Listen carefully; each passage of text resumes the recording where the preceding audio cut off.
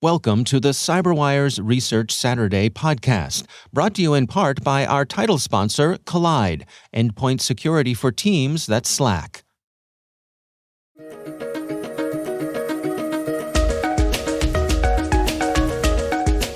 Hello, everyone, and welcome to the CyberWire's Research Saturday.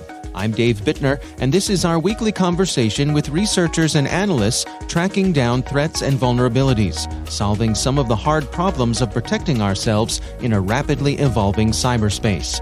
Thanks for joining us.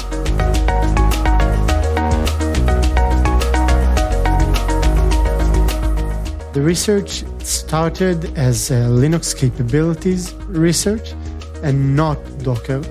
But as I went forward with it, I found that Docker had a vulnerability and Microsoft had one too. That's Alon Zahavi. He's a security researcher at CyberArk. The research we're discussing today is titled How Docker Made Me More Capable and the Host Less Secure.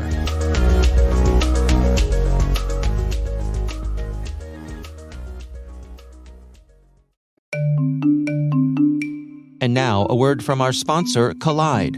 Collide sends employees important, timely, and relevant security recommendations for their Linux, Mac, and Windows devices right inside Slack. Collide is perfect for organizations that care deeply about compliance and security, but don't want to get there by locking down devices to the point where they become unusable. Instead of frustrating your employees, Collide educates them about security and device management while directing them to fix important problems. Visit collide.com/TCW to sign up today. That's KOLIDE.com/TCW. And we thank Collide for sponsoring our show.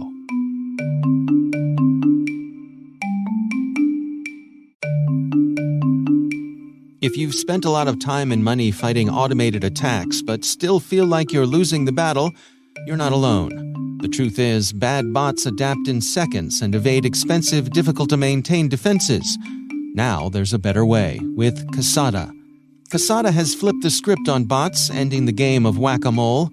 Casada's elegantly simple yet superiorly effective approach puts the burden where it belongs, on the attackers, not your business, stopping bad bots for good. Casada takes just 30 minutes to deploy and shuts down malicious automation in real time with no manual setup, no annoying CAPTCHAs, and no complex rules to manage. Casada stops the bot attacks others can't. Start today with a free instant test at casada.io/cyberwire. And we thank Casada for making it possible to bring you Research Saturday.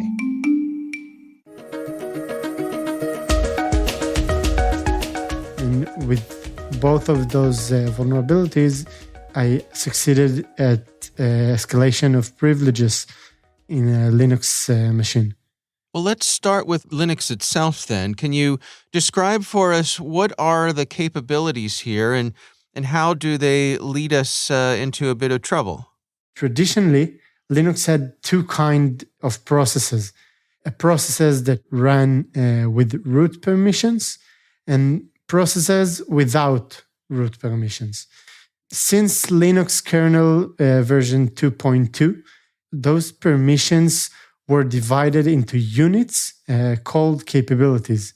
And each capability granted the process the ability to perform certain privilege operations.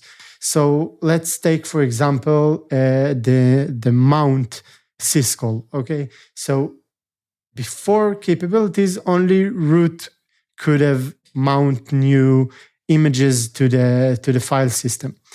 Right now, in order to mount this image, a process will need to have the cap sysadmin capability.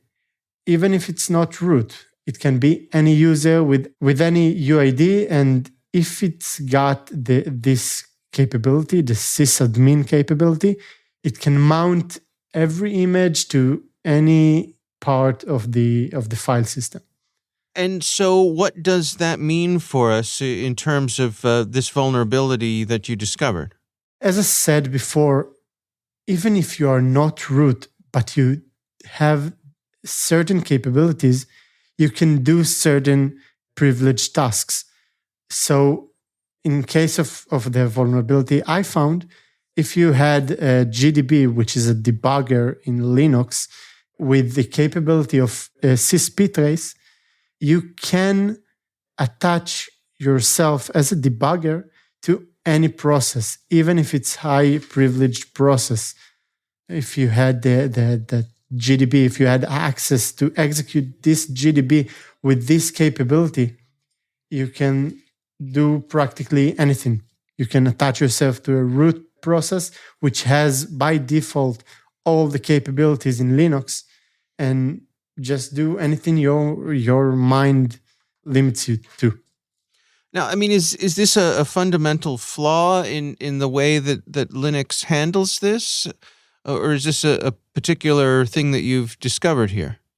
So Linux capabilities, as I said, it's there from Linux 2.2, which is 1999. Okay.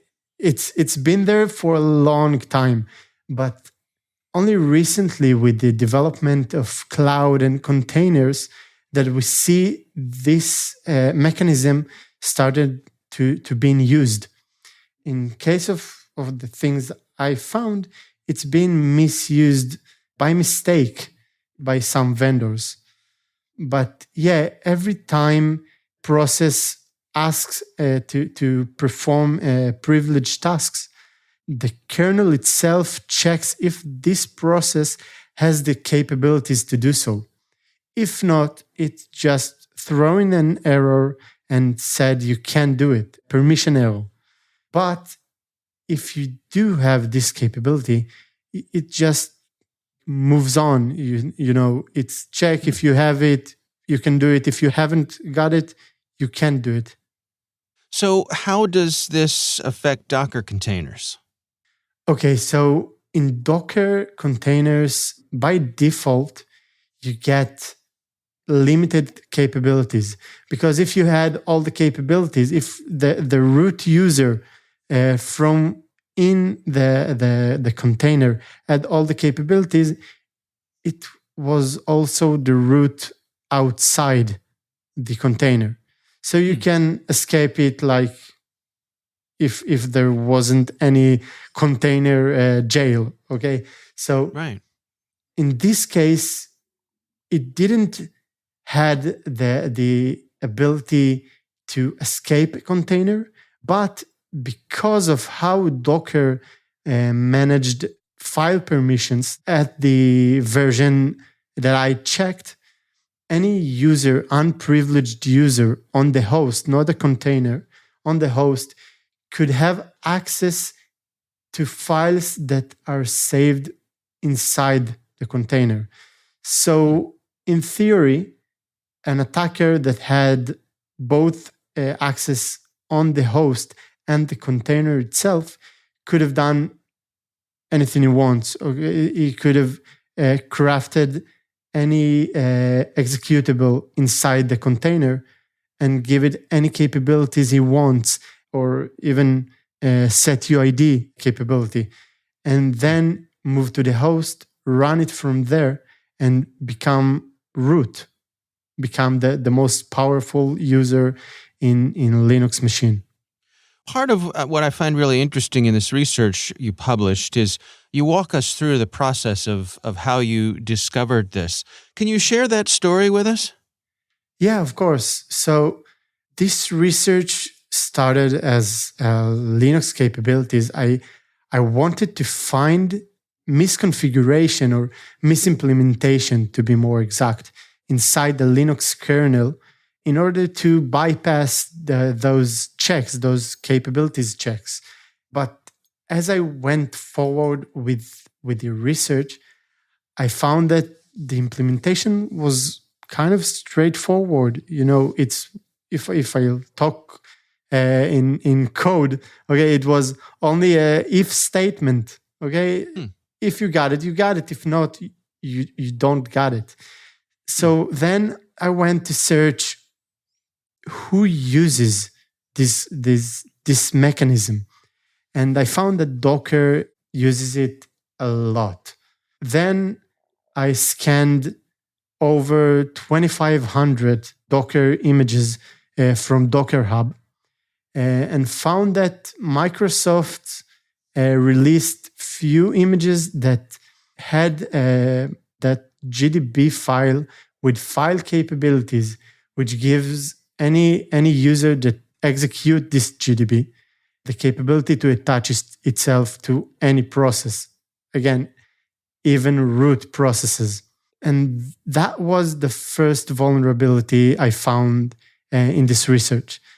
Then, in order to execute this GDB, we needed the permissions, classic Linux file permissions.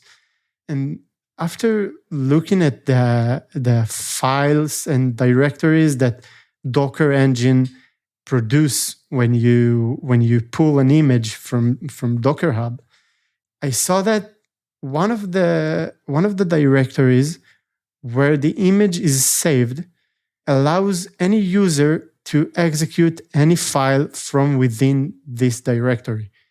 And again, then I took the image I downloaded from their website, the Microsoft image, and using low privileged user on the host, all I had to do is just find the path and then execute the file.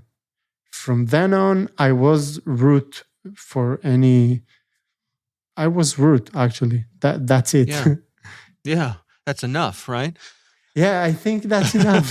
That's kind of everything. It's like the holy grail for Linux attackers, Right. And I'm imagining you sitting there, at your workstation and kind of, your eyes opening up and wondering to yourself, wait a minute, is this really what I think it is? It's exactly as you said. I worked and I tried to execute it, and I was like, nah, it shouldn't work. No way. And then I just press enter and it worked. And I was sky high.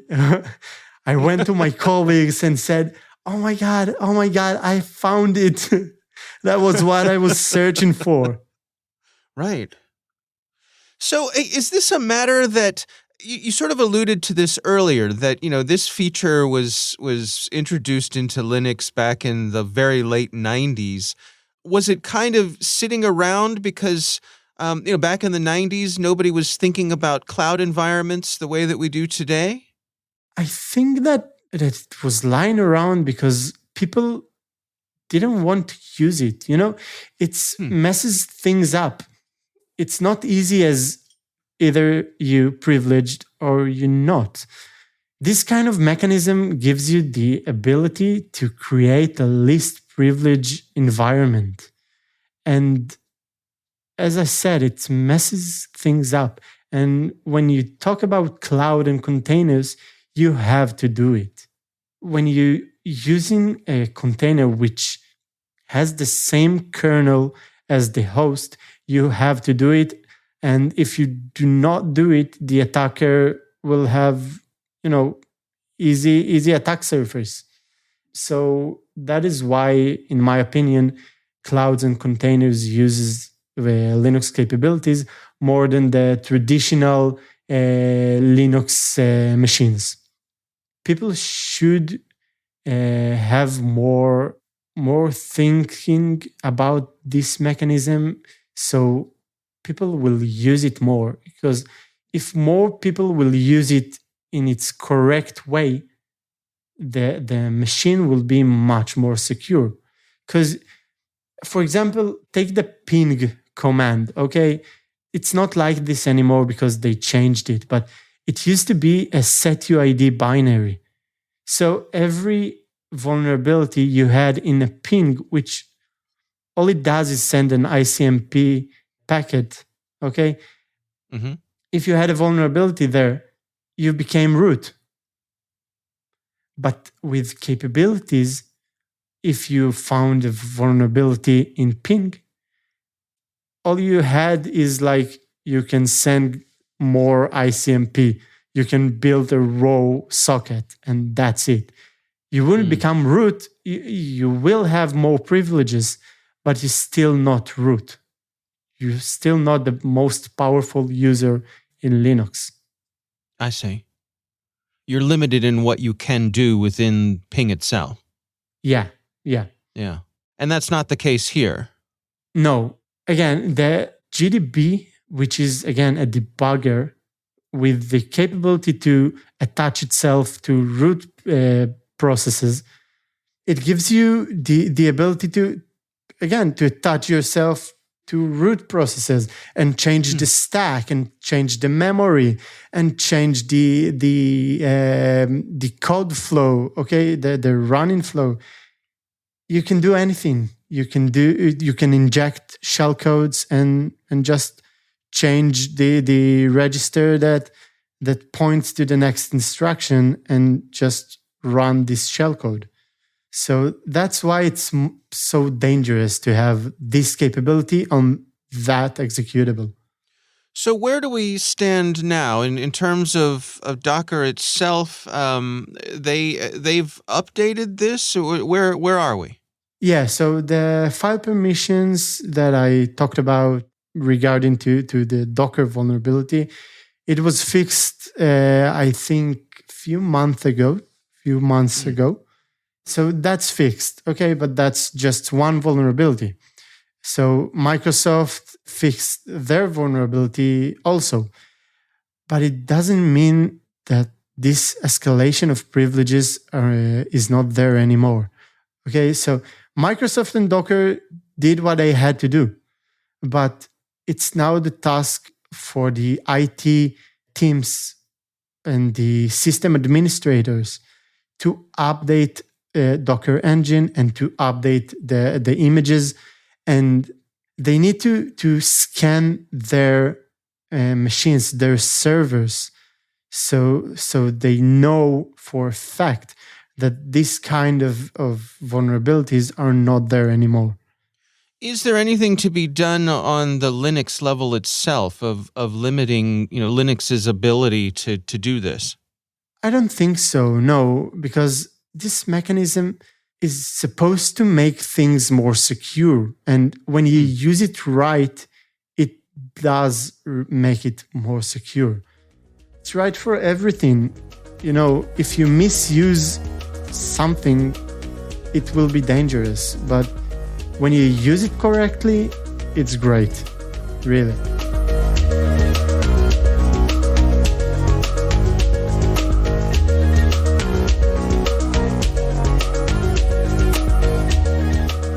Our thanks to Alon Zahavi from CyberArk for joining us. The research is titled How Docker Made Me More Capable and the Host Less Secure. We'll have a link in the show notes.